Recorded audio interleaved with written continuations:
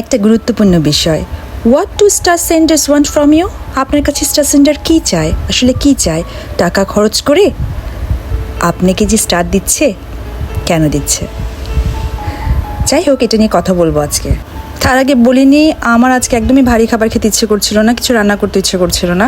So আমি Domino's থেকে একটা স্যালাড অর্ডার করেছি, দেখতেই পাচ্ছেন।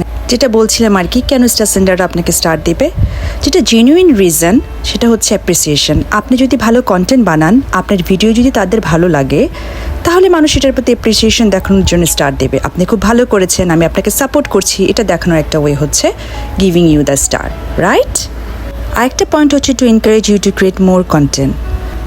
স্টার দিয়ে বোঝানো যে আপনার কন্টেন্ট আমার পছন্দ হয়েছে, আরও নতুন নতুন কন্টেন্ট বানান। এখন প্রশ্ন হচ্ছে, ইন রিটার্ন স্টার সেন্ডার আপনাদের কাছে কী চায়? তারা চায় ফুল engagement.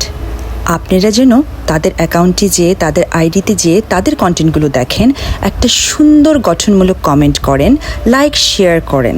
At the same time আপনার অ্যাটেনশনও চায়, রিকগনিশনও চায়।